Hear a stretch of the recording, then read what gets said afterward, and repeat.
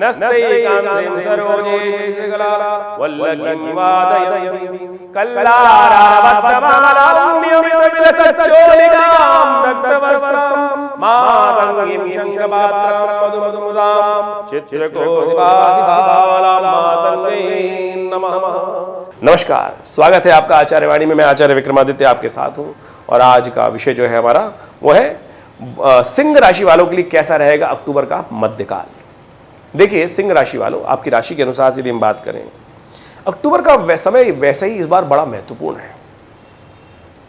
श्राद्ध इसमें चल रहे हैं, आश्विन मास चल रहा है और आश्विन मास में श्राद्ध, और वैसे जो आश्विन मास है बड़ा महत्वपूर्ण कहा गया। कर्म प्रधान है आश्विन मास, पूरी तरह से पितरों के निमित्त दायित्व का कर्म का निर्वाह करना है, साधना कर भगवती को प्रसन्न करना है।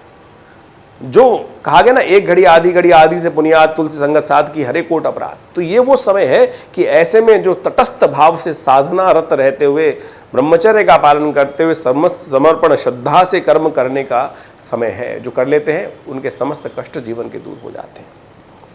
ऐसे में श्राद्ध भी चल रहे हैं, नवरात्र भी आरंभ होने वाले हैं। अक्टूबर का मध्यकाल तो बड़ा महत्वपूर्ण है, तो आप समझते हुए कार्य करना चाहिए। कैसे कैसे आप, ये जो श्राद्ध का कर्म है ना, बड़ा विचित्र है, महत्वपूर्ण है। कई लोग आपके मन में भ्रांति उत्पन्न करने के समय समय पर प्रयास करते हैं, खुद तो गड्ढे में गिरते हैं, आपको भी खींच लेंगे। भारतीय संस्कृति चमत्कारी है, वैज्ञानिकता से परिपूर्ण है। यहाँ जो भी बताया गया है उस सबका वैज्ञानिक आधार है और सब कुछ बड़ा महत्वपूर्ण है। तो आप अवश्य, कुछ कार्य होते हैं त्यज्य, कुछ कार्य होते हैं अनत्यज्य कार्य, उनको छोड़ा नहीं जा सकता। पूजा पाठ आप करेंगे तो उसका पुण्य आपको प्राप्त होगा, नहीं करोगे तो नहीं पुण्य प्राप्त होगा, जैसे हो वैसे रहोगे। लेकिन श्राद्ध इत्यादि कर्म यदि नहीं करोगे तो इसका ऋण चढ़ता रहेगा आपके ऊपर लगातार, चक्रवर्ती ब्याज की तरह। एक फिर और चढ़ेगा, फिर अब आप सोचेंगे कि हमने तो कुछ अशुभ किया ही नहीं, फिर भी कष्ट जीवन में चल रहा है। भार है ना, वो चलेगा। जो आपके पितृगण हैं वो अपेक्षा करते हैं। हर व्यक्ति को पितृ के निमित्त, देव के निमित्त, ऋषियों के निमित्त तर्पण करना शास्त्र में बहुत सोच समझ के विधियों का निर्माण किया गया है। उदाहरण तो कोई बहुत कुछ दिए जा सकते हैं, हर व्यक्ति अपने अनुसार से करता है। लेकिन आप जो विशेष तौर पर भारतीय संस्कृति में कहा गया है, कपूर कल्पनाएं नहीं, उसका पूर्ण है। हमने कई बार उसकी विवेचनाएं उपस्थित करी हैं, तो अवश्य आपको करने का प्रयास करना चाहिए उस कर्म को। तो आप समझ लें तो अच्छी बात है। और इस बार यदि हम पंचांग के दृष्टिकोण से देखें, तो ज्योतिष के दृष्टिकोण से देखें, तो आश्विन मास में 5 शनिवार पड़ रहे हैं। और आश्विन मास में जब 5 शनिवार पड़े तो शास्त्र कहता है कि वहाँ पर विश्व में अशांति होने के योग बनते हैं, धरती पर भार होता है 5 शनिवार के कारण से, भूकंप इत्यादि के योग बनते हैं, युद्ध इत्यादि के योग बनते हैं, विस्फोट इत्यादि के योग बनते हैं। तो ऐसे में ये सब घटनाएं घट सकती हैं। अश्विन के कृष्ण पक्ष में एक तिथि बढ़ी, एक तिथि घट गई, और जाए पक्ष में एक तिथि बढ़ जाए, घट जाए, तो क्या कहा जाता है, भावों में भयानक उठापटक होने के योग बन जाते हैं। ऊपर नीचे भय स्थिति बन सकती है। तो जो शेयर बाजार इत्यादि में कार्य करें उनको सावधानी के साथ कार्य करना चाहिए। इन सब संबंधों को, चीज़ों को देखते हुए कार्य करने का प्रयास करना चाहिए। ग्रहों का योगायोग जो है वो हमने आपको बताया। इसमें पक्ष में कई परिवर्तन के योग भी बनेंगे, सूर्य परिवर्तन की तरफ जाएंगे। और आपकी राशि के अनुसार से यदि हम बात करें तो बड़ा महत्वपूर्ण तृतीय भाव आपका बड़ा महत्वपूर्ण है। तुला राशि वहाँ पड़ी है, सूर्य तुला राशि में जा रहे हैं अक्टूबर के मध्यकाल में, बुध तुला राशि में जा रहे हैं। कौन कौन विद्यमान है? मंगल वहाँ पहले से विद्यमान है, केतु वहाँ पहले से विद्यमान है। और आप समझें, अस्त है केतु, हमेशा ही रहते हैं। बुध भी अस्त अवस्था में जाएंगे, मंगल भी अस्त अवस्था में जाएंगे। सामने बृहस्पति राहु के साथ पीड़ित हैं और वो देख रहे हैं इन सबको। सूर्य का परिवर्तन होगा, तो ये बड़ा महत्वपूर्ण है आप सबके लिए। आपको समझते हुए कार्य करना चाहिए कि ऐसे में समझ लीजिए, पराक्रम में समस्त अस्त ग्रह बैठ गए हैं, तो भाग्य जगने का रास्ता जो बनेगा वो बृहस्पति प्रयास कर रहे हैं, लेकिन आके खटखटाएगा भाग्य। लेकिन यदि आप सोते रहोगे तो भाग्य नहीं जागेगा। ये सिंह राशि वालों को विशेष तौर पे समझ लेना चाहिए कि आपकी राशि में पराक्रम भाव, पुरुषार्थ वाला भाव, तृतीय भाव, ये सारे समस्त सोते हुए ग्रह उपस्थित हो गए, अस्त ग्रह उपस्थित हो गए। तो ऐसे में विशेष तौर पे समझते हुए कार्य करना चाहिए कैसे आपको जगने का काम करना है। और ये तिथि बाई चांस बहुत सुंदर पंचांग के अनुसार दिखा रहे हैं। अक्टूबर का मध्यकाल श्राद्ध और फिर कर्म करने का भाव, श्राद्ध कर्म, और फिर भक्ति का भाव। श्रद्धा से जो भक्ति करते हैं उनके समस्त भाग जागने का समस्त बन सकता है। तो इस बात को समझ लें, क्योंकि नहीं तो ग्रह तो अस्त चल रहे हैं, वो भी आपको क्या प्रभाव उत्पन्न करेंगे आपको अच्छे से समझ लेना चाहिए सिलसिलेवार तरीके से। सबसे पहले हम बात कर लेते हैं 11 अक्टूबर की। 11 अक्टूबर को बुधवार का अवसर है और आश्विन मास के शुक्ल कृष्ण पक्ष की द्वादशी तिथि है। द्वादशी का श्राद्ध उस दिन किया जाएगा। ग्रह गणना आपके अनुकूल बनी हुई है, सुंदर योग बन रहा है आपके लिए, और बृहस्पति के साथ जिस प्रकार का योग बना रहा है चंद्रमा, वो सुंदर है, लाभ की स्थिति उत्पन्न कर सकता है। आगे आपको हिम्मत जगा के काम करने का प्रयास करना चाहिए। बुधवार का अवसर है, ऐसे में भगवान विष्णु की आराधना करना, शालिग्राम जी की पूजन करना, उन पर तुलसी दल अर्पित करना, पंचामृत जो चरणामृत, विशेष तौर पर पंचामृत उनको अर्पित करना, फिर चरणामृत ग्रहण करना, ये सब प्रकार से आपके लिए शुभ रहेगा। 12 अक्टूबर की यदि हम बात करें तो बृहस्पतिवार का अवसर, त्रयोदशी तिथि है और कन्या राशि में विशेष तौर पर शाम के समय चंद्रमा प्रवेश करेंगे। ये आपके लिए बड़ा सुंदर रहेगा योग, अनुकूलता का वातावरण रहेगा, लेकिन थोड़ा सा खर्चे बढ़ा सकता है, इस बात का ध्यान रखिएगा। सुबह का समय अच्छा है, शाम का समय थोड़ा खर्चे बढ़ाने वाला रहेगा, इस बात का ध्यान रखें। त्रयोदशी का श्राद्ध इस दिन किया जाएगा। इस दिन प्रदोष है, और प्रदोष भी साधारण नहीं, गुरु प्रदोष है। गुरुवार और प्रदोष का योग बन रहा है, समस्त दोष रहित काल, और ऐसे में आने वाले समय को और शुभ करने के लिए आपको इसका उपयोग करना चाहिए। साथ साथ मासिक शिवरात्रि भी है, तो शाम बहुत खास है इस बार, जो विशेष तौर पर 12 अक्टूबर की शाम है, प्रदोष की शाम है, बहुत खास है। ऐसे में अपने विशेष तौर पर भगवान शिव की आराधना करें, उनका अभिषेक करें। इच्छु रस से भगवान का अभिषेक कर लेने से समस्त प्रकार के कष्टों को दूर करने का अवसर आप सुंदर तरीके से बना सकते हैं और आगे आने वाले समय भाग्य को जगा सकते हैं। 13 अक्टूबर को शुक्रवार का अवसर, चतुर्दशी तिथि, चतुर्दशी का श्राद्ध, 14 का श्राद्ध उस दिन किया जाएगा। और विशेष तौर पर इस बात को समझें कि ग्रह की गणना आपके बड़े अनुकूल बनी हुई है और आपके ग्रह बड़े विशेष तौर पे आपको लाभ देने के योग बना रहे हैं, धन आगमन की सूचना दे सकते हैं। ऐसे में आपकी माताजी का आशीर्वाद, पिताजी का आशीर्वाद, गुरुजन का आशीर्वाद लेकर आपको कार्य करने का प्रयास करना चाहिए। समस्त बड़े लोगों का आशीर्वाद लेकर कार्य करना आपके लिए बड़ा अच्छा रहेगा।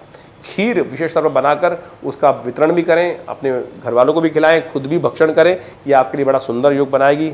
चतुर्दशी का श्राद्ध है, इस बात का ध्यान भी रखते हैं। अपने पितरों के निमित्त कर्म करना बड़ा अच्छा रहेगा आपके लिए।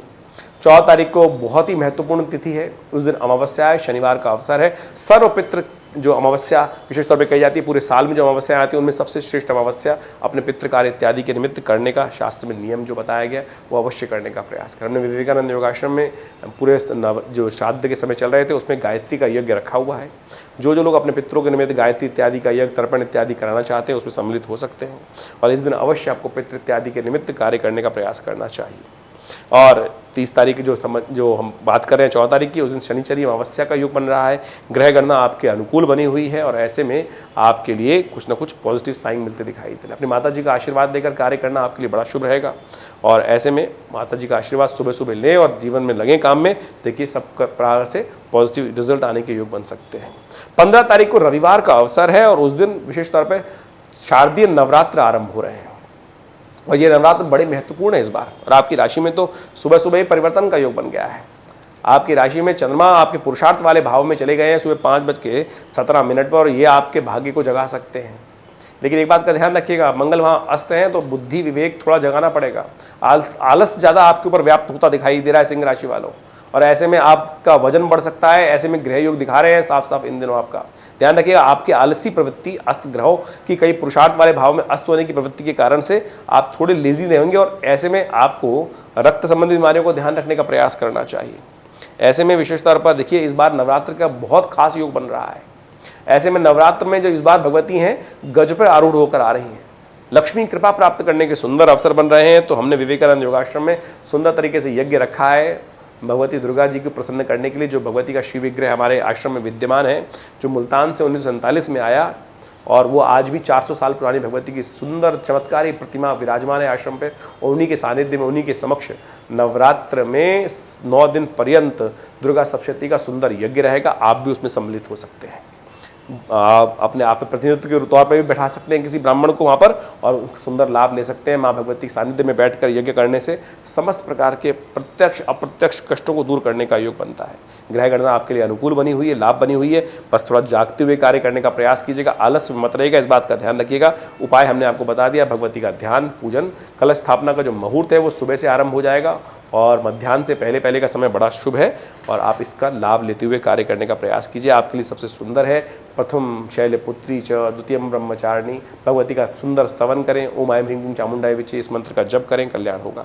16 तारीख की ग्रह गणना विशेष तौर पर दिखा रही है कि सोमवार का अवसर, द्वितीया तिथि और चंद्र दर्शन के उस दिन योग बन रहे हैं और ये खास तौर पर ग्रह योग आपके लिए बहुत अनुकूल बना हुआ है। पुरुषार्थ सही दिशा में यदि करा तो बहुत बढ़िया से, बस अपने आप को प्रोवोक करने का प्रयास कीजिए। समय ऐसा चल रहा है कि बहुत सारे लोग आपको आपके समय को खराब करने का प्रयास कर सकते हैं। केवल वार्तालाप में, हवा में बातें करने के योग बनते दिखाई दे रहे हैं। प्रत्यक्ष कर्म को जमीन पर धरा पे उतारने का आपको प्रयास करना चाहिए। केवल इस बात का नहीं, सोते सोते सपने देखने से काम नहीं चलने वाला है, प्रत्यक्ष काम करने का प्रयास करना चाहिए। शाम का समय चंद्र दर्शन का योग बन रहा है और यह आश्विन मास के द्वितीया का चांद जो है बहुत खास है। कई बार हम चांद देख लेते हैं, चौथ का चांद, जो भादों के चौथ का चांद देखना वो दोष लग जाता है, उससे निवृत्ति का योग बनने वाला है इस दिन। उस दिन चंद्र दर्शन करके माताजी पिताजी का, गौ का आशीर्वाद लेकर कार्य करने, गुरुजन का आशीर्वाद लेकर कार्य करेंगे तो समस्त प्रकार के दोषों से निवृत्त होने के योग बन जाएंगे। 17 तारीख की ग्रह गणना विशेष तौर पर दिखा रही है कि मंगलवार का अवसर, तृतीया तिथि और चंद्रमा भी वृश्चिक राशि में परिवर्तन के योग बनाएंगे और ये परिवर्तन आपके लिए विशेष तौर पर थोड़ा सा भारी रहेगा, खर्चे बढ़ा सकता है, ध्यान रखिएगा।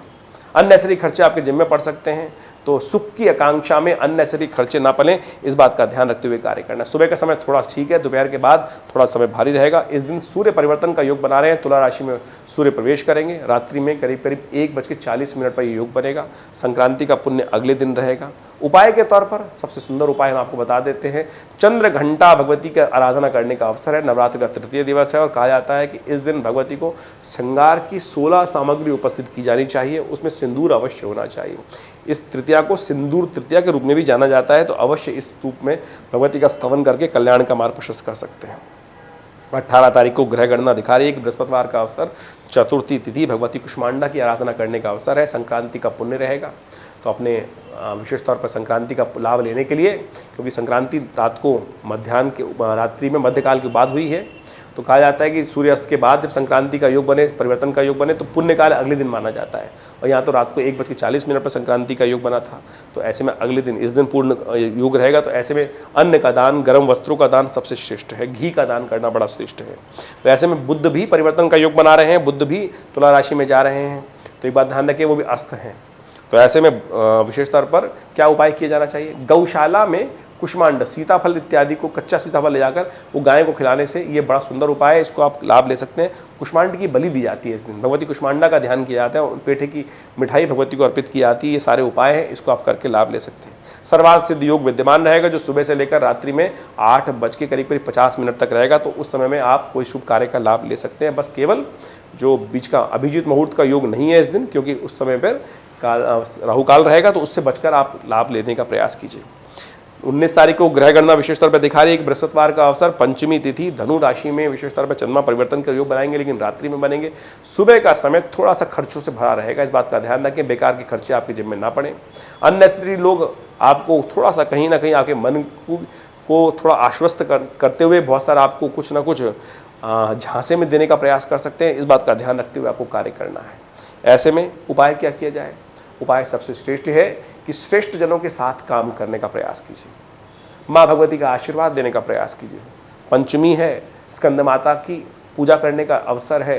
माँ भगवती का मंत्र, या देवी सर्वभूतेषु मातृरूपेण संस्थिता नमस्तस्यै नमस्तस्यै नमस्तस्यै नमो नमः, इस मंत्र का जप करें। मंदिर में विशेष तौर पे दूध इत्यादि का वितरण करें, गरीबों में दूध का वितरण करने, ये सुंदर उपाय रहेंगे, कल्याणकारी योग बनाएंगे।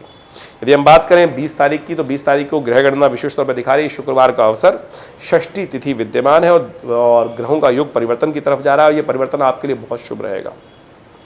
आपके द्वारा जो कार्य किए जाएंगे उसका लाभ पूर्ण मिलने के योग दिखाई देते हैं और आप अपनी चाल में मस्त होकर काम करने का प्रयास कीजिए। समय आपका अनुकूल होता दिखाई दे रहा है। रवि योग बना हुआ है, जो सूर्योदय से लेकर रात्रि में करीब करीब 8:30 बजे तक विद्यमान रहेगा। नए कार्य आरंभ करने के लिए दिन अच्छा दिखाई देता है। नवरात्र में हमने विवेकानंद योगाश्रम में बड़ा सुंदर यज्ञ रखा है, माँ भगवती के सानिध्य में, जो भगवती का श्री विग्रह, चमत्कारी श्री विग्रह, 400 साल पुराना श्री विग्रह आश्रम पे विद्यमान है, जो 1947 में मुल्तान से भगवती का श्री विग्रह आश्रम पे लाया गया। एक संदूक में बंद करके एक व्यक्ति वहाँ से बचाकर उस पार्टीशन के टाइम पर लाया मूर्ति, और चमत्कारी मूर्ति है भगवती की। आप स्वयं दर्शन कर कर उनकी दिव्यता का अनुभव कर सकते हैं। और ऐसे में विवेकानंद योगाश्रम में नित्य प्रति यज्ञ चलता ही 8 घंटे, लेकिन इस नवरात्रों पर पूरा संपूर्ण दुर्गा सप्तशती का बड़ा वृहद यज्ञ किया जाता है और उसमें भी समस्त नियमों का पालन करते हुए आप बैठना चाहें तो नीचे संपर्क के नंबर दिए हुए हैं, उनमें संपर्क साधकर आप अपनी व्यवस्था को कर सकते हैं। नवरात्रों पर हमने विवेकानंद योगाश्रम में बहुत विशाल यज्ञ का, भगवती का श्री विग्रह जो आश्रम पे प्रतिष्ठित है वो 1947 में मुल्तान से पधारा। कहा जाता है 400 साल से पुराना भगवती का श्री विग्रह है और जो बहुत शुभ रूप से भगवती का प्रतिष्ठित है। मुल्तान से कोई एक व्यक्ति लेकर आया मूर्ति संदूक में बंद कर और वो हमारे पिता आचार्य श्री केशव देव जी महाराज को वो 1947 में लाकर, जब पार्टीशन हो रहा था विशेष तौर पर, तब जाकर उनको प्राप्त हुई और उन्हीं की प्रतिष्ठा हमारे आश्रम में की गई है। करीब करीब 400 साल पुराना भगवती का चमत्कारी श्री विग्रह है और उन्हीं के सानिध्य में ये विशाल माँ भगवती का यज्ञ जो किया जा रहा है, सहस्त्र चंडी महायज्ञ किया जा रहा है, उसमें सब लोग विशेष तौर पर इस दुर्गा सप्तशती के संपूर्ण 13 अध्यायों का नित्य प्रति यज्ञ करते हैं और आप भी उस यज्ञ में स्वयं सम्मिलित हो सकते हैं। जो कहते हैं ना कि माँ भगवती कृपा प्राप्त होती है नहीं होती पता ही नहीं चलता है। इस यज्ञ में जो बैठते हैं पिछले बहुत अनेक वर्षों से, करीब करीब यहाँ से आश्रम पे ही 70 आज़ादी के बाद से प्रतिष्ठित मूर्ति है और भगवती का ध्यान कर कर यज्ञ करने से समस्त प्रकार के कष्ट दूर होने के योग बन जाते हैं। ऐसा हमने स्वयं हज़ारों लोगों पर देखा है। आप भी आइए, माँ भगवती का दर्शन करें, कल्याण के योग बनाएं। धन्यवाद, नमस्कार।